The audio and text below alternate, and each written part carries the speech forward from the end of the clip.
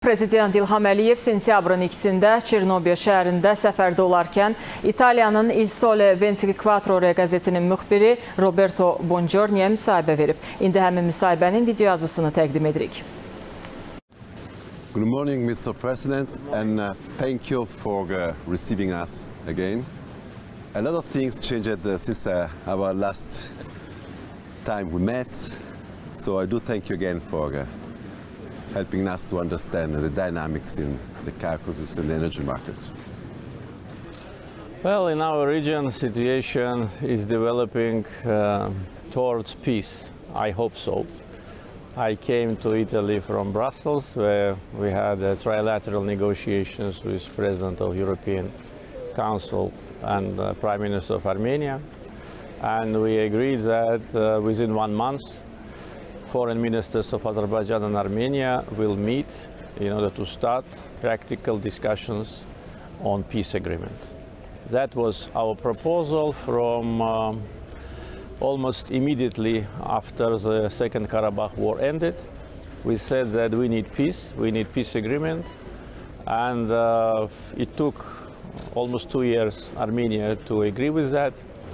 So I think this is one of the most important outcomes, and of course a lot will depend on how these peace talks go, what will be the timetable, what will be the substance. I think that we can finalize and sign peace agreement within several months. I think this is realistic, yes, if Armenian side will express the same will.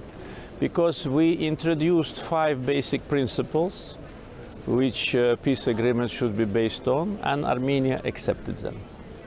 So this could be a very important step towards building infrastructure that can connect the 2 countries and the whole region. Yes, you're absolutely right. And building the new infrastructure connecting Azerbaijan, Armenia, and our other neighbors was part of the trilateral declaration which was signed just after the war ended. And Azerbaijan already started a large-scale infrastructure projects on the liberated territories.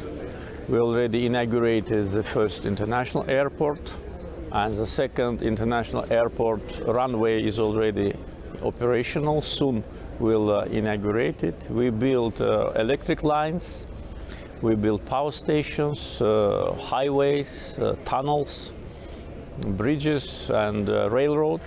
So all is in the process. Of course, we build it not only for connectivity with the neighbors, for internal use, but also Zangezur corridor, which will connect Azerbaijan with its autonomous Republic of Nakhchivan through Armenia, is also part of our efforts. Let's just shift to gas, because as you focused, it's a very important issue.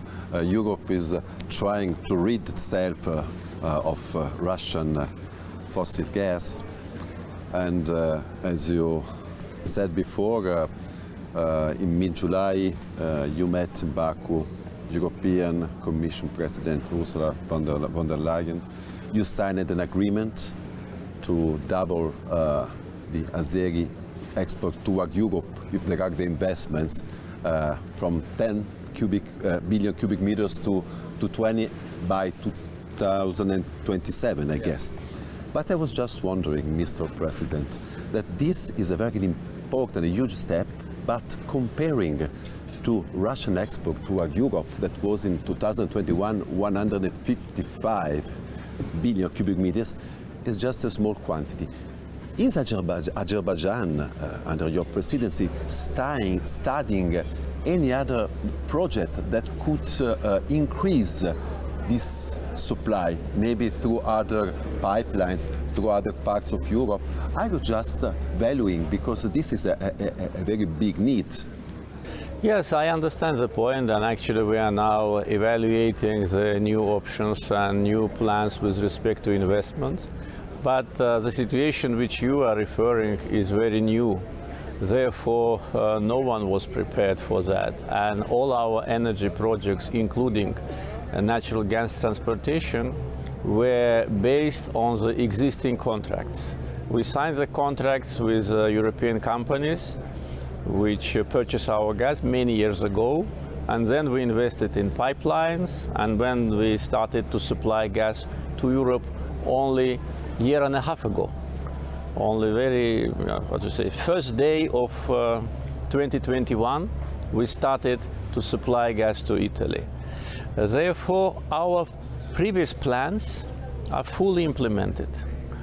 And now what you are referring to our meeting with Madame Ursula von der Leyen, and we discussed how to increase in a short term the production. To double the export to Europe is a big deal. It's not a small thing. We need investments, we need expand the capacity, because our pipeline which brings our gas to Europe has a capacity of 10 billion cubic meters tap. So we need to expand it up to 20. It needs money, it needs agreement between the shareholders, and all that is a process. With respect to the reserves we have, I spoke at the conference, minimum proven reserves are 2.6 trillion cubic meters of gas. So potentially we can increase the supply to Europe even more than 20 billion cubic meters. But also we should understand that Europe is not only our only destination. We supply Turkey with the same figure than Italy, about 10 billion cubic meters, and demand in Turkish market also is growing. We supply Georgia, though the market is not big, but still.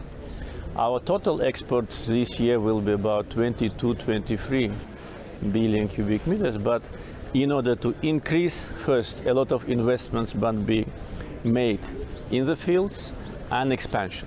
Not only of TAP, we need to expand TANAP from 16 to 32 billion cubic meters.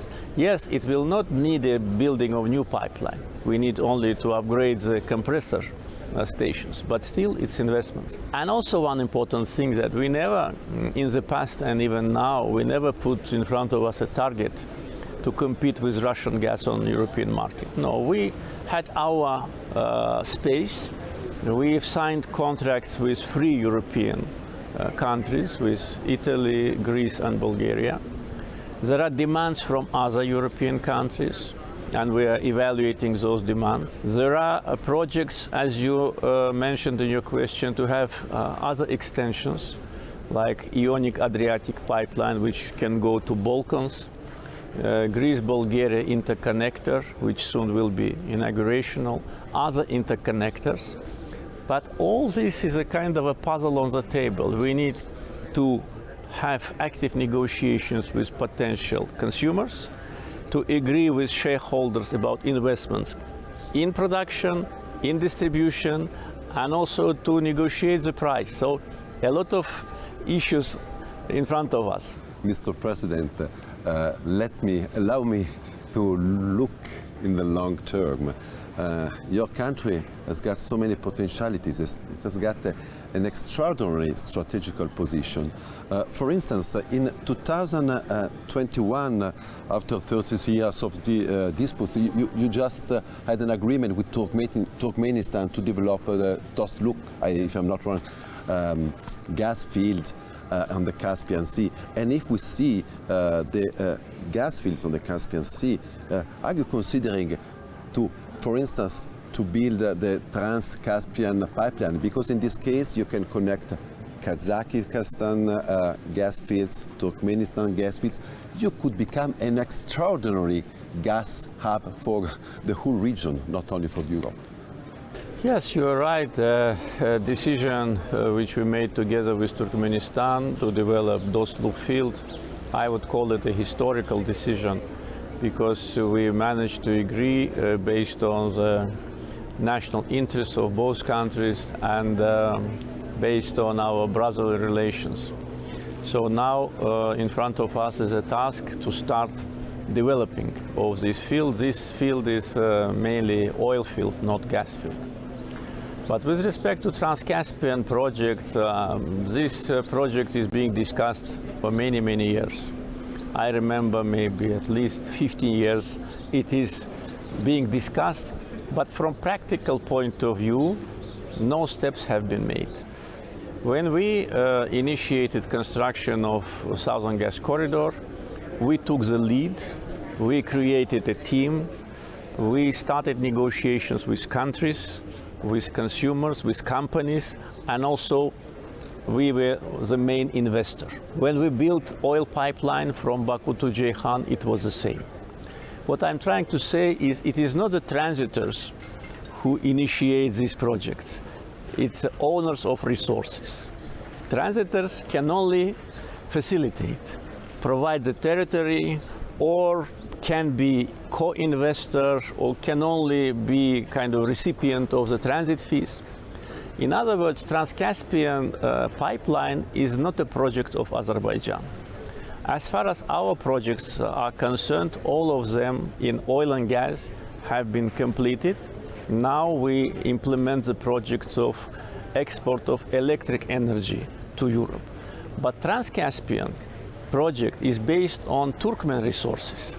Therefore, if Turkmen government decides to build Trans-Caspian, it will be their decision. If they make such a decision, of course we will support it, but we will not initiate it. You are a small but modern country surrounded by three regional powers like Turkey, that is a strong ally of you, but also in South Iran and Russia.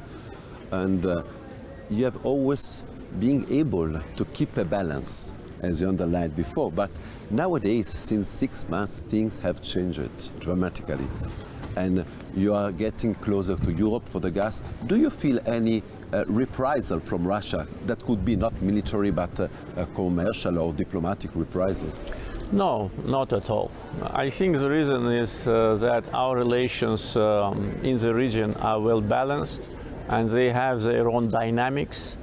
With every neighbor, we have a special agenda of bilateral cooperation, which is different from other neighbor. And with every neighbor, we always have been very fair and sincere. We never violate our promise, and if we said something, our neighbors were sure that we mean it. So our signature has the same power as our word. Therefore, in this complicated situation, we do not have any messages, neither from Russia nor from Iran, about our position. Our position is straightforward. We always supported territorial integrity of every country, and this is a fundamental position. Yes, this was based on our own problem, that our territorial integrity was violated. Now, when we restored it, we still are on this position, because territorial integrity of a country cannot be violated by force. This is a violation of international law. Some may like this position, some may dislike, but they have to take it into account. So to put in a nutshell, we don't have any moments which would create concern with respect to regional development. You mentioned Turkey, our ally. It's a strong global power. And of course, the alliance declaration which we signed with Turkey last year is a very important factor of regional stability. And since the end of the Second Karabakh War, where Turkey showed us political and moral support, our relations strengthened even more. So this is an important factor. And on many issues in our region, Turkey and Azerbaijan, they act as one team. And this also must be taken into account by everyone. And let's shift to the economy. In this very moment, Azerbaijan, I think, is having a lot of interesting energy earnings. But you told me last time that the diversification of the economy is an absolute priority for your country. And how is it going? Because it doesn't look that it's going so fast as you imagined, maybe. Well, with respect to the earnings, just want to clarify, because there's a common opinion that these high oil prices, they bring enormous additional wealth to the exporters. Yes, it is true, our revenues increase, but at the same time, we lost money on the capital markets because assets of our state oil fund are in different instruments, and the biggest assets is in the capital market. And the capital market went down, therefore we, as many other sovereign funds, lost not a lot of money. Some sovereign funds lost more than $100 billion. We lost $2-3 billion. But with respect to diversification, of course, no matter how we try to diversify our export, our non-oil and non-gas export will not match oil and gas export, because oil and gas export growing. For instance, with Italy, we supplied natural gas to Italy last year 9.6 billion cubic meters. This year, 7 months, 11 billion cubic meters. And the gas price is high. So for us, diversification is not statistic which is reflected in GDP. Is a means to provide jobs and to provide a good quality of life to our people. If you look to our GDP, for instance, these 6 months, what we'll see? GDP grew 6.2%, but in non-energy sector, almost 10%. In non-energy related industry, more than 11%. And also non-energy export grew 25%. So this shows that the growth is here, but it is not enough. Therefore, we need more reforms, more investments in non-energy sector. And for that, of course, we need to have better business climate. And also there is improvement, but still we need to do a lot in order to remove all these bureaucratic obstacles and some psychological legacy of the Soviet past. I imagine that you also have to rebuild the liberated area. And in the diversification in the liberated areas, do you think there is any room for the Italian companies to have some contracts to help your country? Italian companies are very actively working on the liberated areas. I can tell you, with respect to the scope of work, Italian companies are second after Turkish companies. And Turkish companies, natural because it's our ally and close friend, and second, it's our neighbor, and they have very prominent construction companies. But second, companies from countries Italian. If I can give you an example, for instance, our memorial and victory museums, not only in Baku, but in some other liberated cities, is designed and will be built by Italian companies. Italian companies provided equipment for electric energy production in 4 liberated territories: Agdam, Fizuli, Kubatli, and Kelbecer. Are we speaking about green energy? This is hydro energy. This is company Ansaldo. Then one Italian company designed based on our request and will implement the project of the new mosque in Shusha. So this demonstrates the level of our relations, because Shusha for every Azerbaijani is a sacred place, and the new mosque in Shusha was awarded to Italian companies. That means that there is such a high level of trust that we made that step. And we have big plans, for instance, for renewable, for wind and solar plants, for hydro, to invite more Italian companies. Yesterday, during my meeting with the Prime Minister, we brought the figure of the amount of contracts implemented by Italian companies in Azerbaijan, the contracts financed by Azerbaijan. It's more than $10 billion. So Italy is well presented in Azerbaijan, but in liberated territories, I'm sure they will keep this important second position after Turkey during the whole time of restoration. So I guess yesterday it was a good meeting with Sergio Mattarella. It was not the first one, and with Mr. Mario Draghi. I think, what about the multi-dimension agreement, strategic partnership? Yes, it's implementing successfully, and our bilateral agenda is becoming broader. Of course, energy, trade, the main part, but not only. Yesterday, in the new building of our embassy, we had an excellent ceremony of exchange of documents between other universities and 5 leading Italian universities, LUISS, Bologna, Sapienza, and Turin and Milano technological universities. Azerbaycan Italian University is created. The building is being built, and by the end of 2024 they will have excellent location. So we cooperate actively with respect to EU-Azerbaijan partnership. Italy always strongly supported Azerbaijan's rapprochement with EU. Italy always supported our efforts to establish closer relations with NATO. And of course, energy security, which today, this is energy bridge of 3,500 kilometers, which unites Baku and Italian coast. It's really a bridge of energy security, and not only for Italy, because Italy also, I'm sure, will be a country which will distribute further to Europe Azerbaijan hydrocarbons. So we have energy segment, economic trade development. Italy is our main trading partner.